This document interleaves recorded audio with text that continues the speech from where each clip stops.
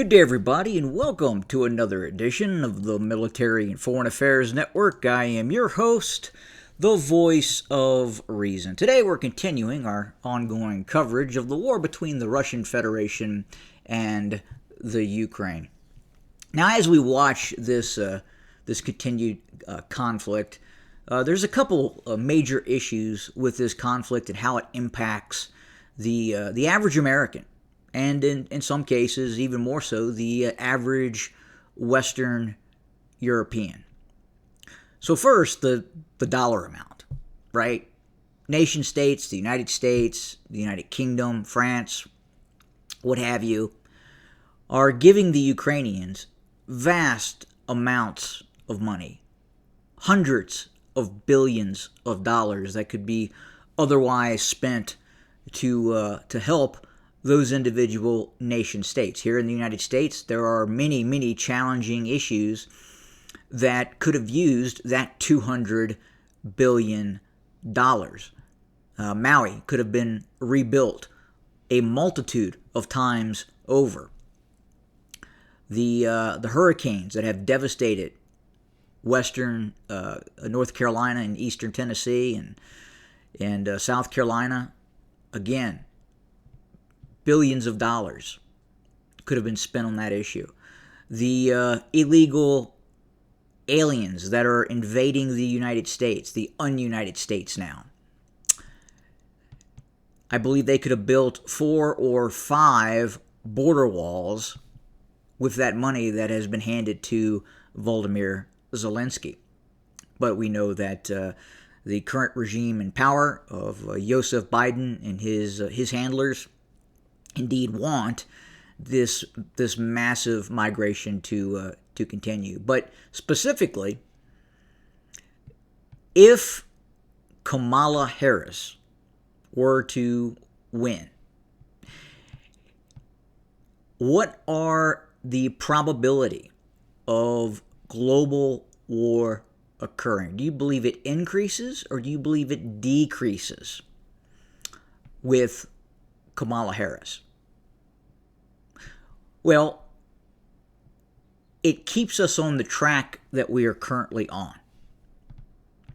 A vote for Kamala Harris is a vote for the continued path to eventual large-scale escalation. The track does not end. The track continues. Now, if Donald Trump is elected, obviously the track will take a different path.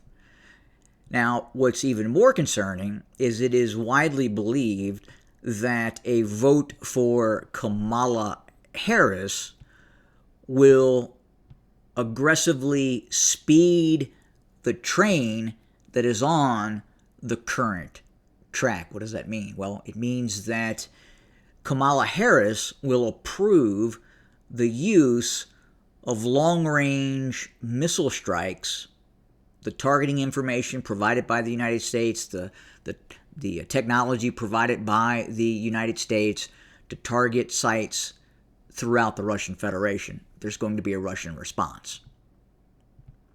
So that inherently puts us on a much faster track towards global war. And in all probability, we will see the use of tactical nuclear weapons, and then followed by the great possibility of the bolt out of the blue, a targeted nuclear strike against the United States by an adversary. We have never entered major conflicts and not used all the weapons at our disposal. In World War II, they were used multiple times, nuclear weapons. So to say that nuclear weapons will not be used by an adversary or by even the United States, I think you're deceiving yourself. But we anticipate that with a Kamala Harris victory, that the current assistance to the Ukrainian military will hit an uptick, will be rapidly increased, and thus global war or the track towards global war. Now, what's interesting is that most of the Vegas odds right now favor Donald Trump winning. The last few speeches and or interactions by Kamala Harris with the media, and some of the snippets that have been captured by the media have been incredibly disparaging in terms of how she presents herself. And that is having an impact on both the polls and obviously Vegas odds. Now, what concerns me, and I've talked about this before, unfortunately, if you listen to the rhetoric of Kamala Harris, if you listen to her speeches in which she proclaims that she will not allow Donald Trump to become president again, that it can never happen again, it won't happen again, it cannot be allowed to happen again, that tells me that there's more at work here, that the powers of the cabal that handles Kamala Harris believes that the fix is in and they have control over the voting process. Now look, if the election occurs and it is a free and quote-unquote fair election and Donald Trump wins, then I will have to reassess. But right now, I believe that this cabal that is in power, that is the handler of Kamala Harris and Joseph Biden, believe that they have full control over this election process. And that should be concerning for everyone, especially if you look at the Vegas odds. 60% right now favor a Trump victory. So we'll see what happens. But again, a vote for Kamala Harris is in all probability a vote for global war that will undoubtedly occur within the next 4 to 8 years. And probability is very high that it will occur under a Kamala Harris, quote-unquote, presidency. She's not really the president, right? She pretends to be the president, and she is controlled by those in the background. But she is not the president in terms of having any sort of presidential power. So, the war continues. We are continuing to see the Russians progressively moving forward, destroying Ukrainian units day in and day out. If we go up to the north, we'll start up towards the area of the Kursk incursion. The Kursk incursion is continuing to be beat back by Russian forces. If we go back and we kind of look at the Kursk salient that was created, and as we go forward and we watch the Ukrainians steadily lose territory as the noose tightens on those Ukrainian forces in this area, and it is a deadly noose that is tightening. Further to the south, we have seen Russian forces start to envelop Ukrainian operational brigades within the vicinity of Kupiansk.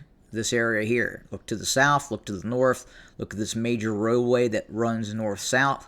It has been cut by Russian forces, making it very difficult to supply Ukrainian forces to the north and to the south of these two salients. So this operation will continue. This vice grip will continue to pressure Ukrainian forces in this area. Let's look at what has happened over the course of the last few days, how this has continued to progress. And little at a time, but understand, again, it's not about the concept of taking territory. It is the wear and tear on the Ukrainian military through the use of long-range precision strikes, guided glide bombs, heavy artillery, long-range multiple launch rocket systems that are continuing to destroy this Ukrainian military.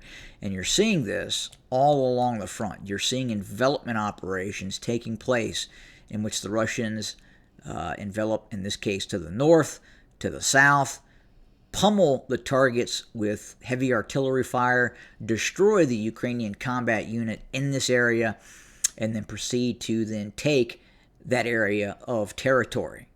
Again, the Russians use very few troops. In most cases, we are seeing less than company-sized operations by Russian forces. Now, what that does for the Russians, it allows the Russians to put eyes on targets and take minimal casualties in terms of being threatened by long-range anti-tank guided weapon systems that the Ukrainians possess. The Russians are avoiding that. So again, they get eyes on target. They know where the Ukrainian units are. Then they call in their artillery, they call in their glide bombs, and they destroy the Ukrainian military that is in that area of operation. Continue to the south. The Donbass offensive continues. Hundreds of thousands of Russian troops, but more importantly, just lots of artillery, lots of multiple launch rocket systems, and continued hundreds of sorties per week of Russian Air Force multi-role aircraft dropping these very large guided glide bombs on Ukrainian targets, and at the same time, long-range ballistic missiles and drone strikes are continuing to wear down the Ukrainian military machine that is still operating inside of the Ukraine. But that's where we set for today. The war continues. Very heavy fighting continues day in and day out. Look, guys, the Russians are not going to stop this conflict. The more that the West talks about accepting the Ukraine into the North Atlantic Treaty Organization, the more the Russians are going to attack. The Russians are not going to allow the Ukraine to become part of the North Atlantic Treaty Organization. It cannot allow that, and it will not allow that. And thus, the war will continue. The strategy of this great war of attrition will continue until there is a final defeat of Ukrainian forces, or we see the actual direct involvement of the North Atlantic Treaty Organization deploying actual large-scale combat units in the full weight and power of the U.S. and Western European allied nation states air forces against Russia. And then we know what happens then. We get mushroom clouds. So more to come very soon. As always, thank you for joining us. Have a good day.